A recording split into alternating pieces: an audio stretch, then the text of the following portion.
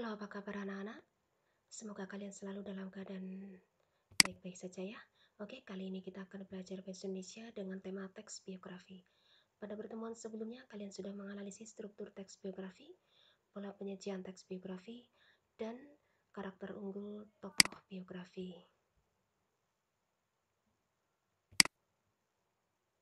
Kali ini kita akan lanjut dengan kompetensi dasar. Yang pertama, untuk pengetahuannya menganalisis aspek makna dan kebahasan teks biografi. Dan yang kedua, untuk keterampilannya menyusun teks biografi tokoh. Materinya itu pertama berkaitan dengan pokok informasi, yang kedua pola penyajian karakter tokoh, yang ketiga kaidah kebahasan teks biografi, dan keempat berkaitan dengan keterampilan yaitu menceritakan kembali teks biografi.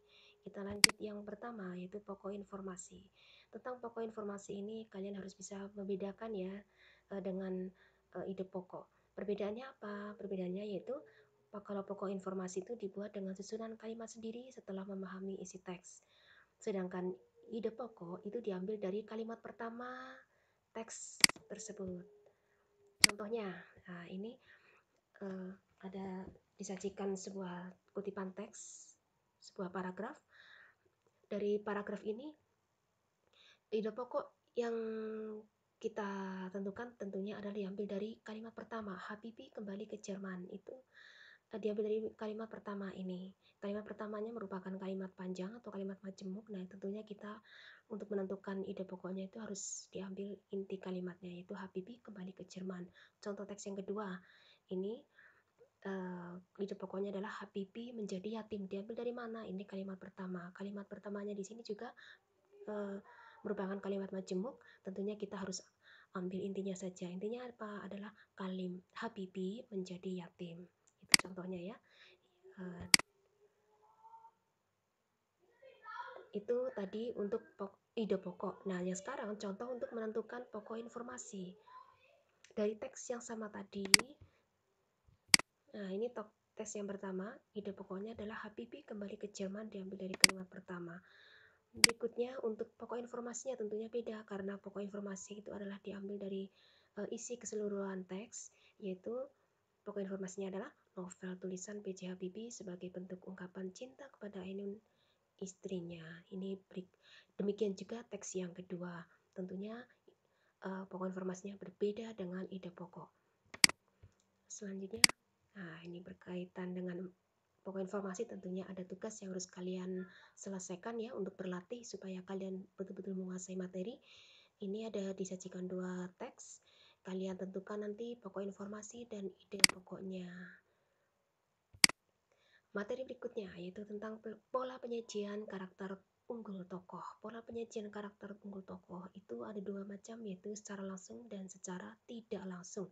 Kalau secara langsung itu dideskripsikan oleh penulisnya karakter tokohnya tersebut itu apa. Misalnya dia seorang pekerja keras, atau dia seorang yang bertanggung jawab atau mandiri, dan seterusnya.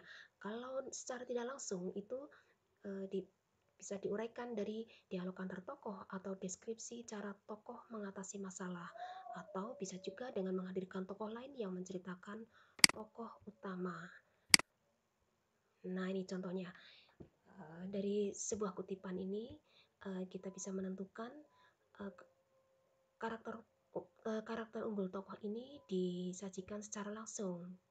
Jadi karakternya apa? Di sini disebutkan tokoh panutan.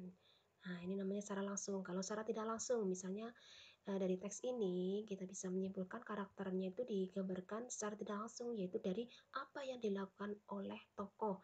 Misalnya dari konteks teks ini, karakter tokohnya adalah seorang yang bekerja keras misalnya, dan seterusnya. Itu kemudian tugas berkaitan dengan karakter ini tentunya nanti kalian menganalisis pola penyajian karakter unggul tokoh dari teks biografi berjudul Josa si jenius dari Papua. Materi berikutnya itu tentang kaidah kebahasaan. Ini ada beberapa penggunaan ciri khas penggunaan bahasa di dalam teks biografi ya. Yang pertama, menggunakan kata ganti orang ketiga. Kata ganti orang ketiga itu Apa saja contohnya? Iya, dia, beliau, dan seterusnya. Nah, ini kalau kalian menganalisis, itu ya tentunya kalian kalian kutip teksnya, kemudian kalian tentukan kaidah bahasanya apa yang digunakan di situ, disesuaikan dengan kriterianya di sini, ciri khas dari penggunaan bahasanya. Yang pertama tadi menggunakan kata ganti orang ketiga, yang kedua menggunakan kata kerja tindakan. Kata kerja tindakan itu berkaitan dengan aktivitas ya, misalnya belajar, membaca, memasak, menulis, itu kata kerja tindakan. Nah, ini contohnya di dalam teks. Di bahasanya yang ketiga itu menggunakan kata deskriptif. Kata deskriptif itu berkaitan dengan sifat tokoh, rajin, ulet, sabar, dan seterusnya. Berikutnya, ciri kebahasan yang keempat yaitu menggunakan kata kerja pasif. Kata kerja pasif itu kata kerja yang menggunakan imbuhan di ya, menggunakan imbuhan di atau ter. Nah, kemudian menggunakan kata kerja mental. Kata kerja mental itu berkaitan dengan apa yang ada di dalam pikiran tokoh atau yang dirasakan. Itu namanya kata kerja mental ya, misalnya memahami, menginspirasi, menyetujui, mencintai, dan seterusnya. Kemudian ciri kebahasan yang terakhir yang keenam yaitu menggunakan kata sambung. Kata sambung itu ada banyak di dalam bahasa Indonesia ya. Sebelum, sesudah, pada saat, kemudian, selanjutnya, dan seterusnya. Ini contohnya di dalam teks. Berikutnya, ini tugas kalian nanti menganalisis menganalisis kebahasaan dari teks biografi berjudul Habibie. Kalian cari teksnya, kutipan teksnya, kemudian kalian tentukan penggunaan bahasanya itu di situ yang dominan apa. Itu. Kemudian materi berikutnya adalah menceritakan kembali teks biografi dengan pola penyajian yang berbeda. Pada pertemuan sebelumnya kalian sudah sudah mempelajari pola penyajian teks biografi, yaitu dari pola penyajian teks biografi itu kita bisa simpulkan bahwa teks biografi disajikan dengan menggunakan dua macam cara, yaitu yang pertama narasi penuh, itu contohnya ada di dalam teks biografi B.J. Habibie. Penyajian gabungan narasi dan dialog itu ada di dalam teks biografi Josaa dan Ardiansa. Ini menggabungkan dua pola, yaitu narasi dan dialog. Itu artinya uh, uh, penulisnya bercerita, kemudian di dalam cerita itu diselingi ada dialog atau percakapan dari tokoh, entah tokoh utamanya sendiri atau tokoh lain ya. Itu pola penyajiannya.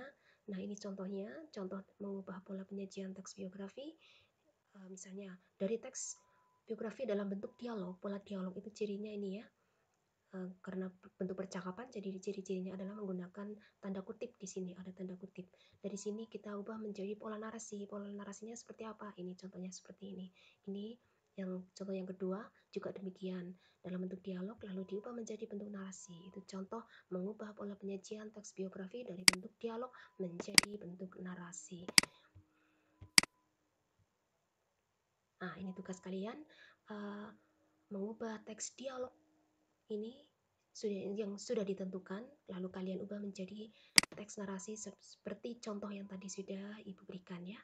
Berikutnya, materi berikutnya adalah, jadi ada dua teks ya yang harus kalian ubah menjadi narasi. Materi berikutnya adalah menceritakan kembali teks biografi dan dengan bahasa sendiri. Dengan bahasa sendiri artinya dengan susunan kalimat sendiri ya, bukan diubah menjadi bahasa daerah kalian sendiri, bukan, tetapi kalian menceritakan dengan bahasa yang sama, dengan bahasa Indonesia juga, bahasa Indonesia yang baku. Kalian kan tentunya pernah menyimak suatu tayangan atau orang bercerita, nah kemudian kalian menceritakan kembali ke orang lain, nah itulah yang namanya menceritakan kembali dengan bahasa sendiri. Ini contohnya.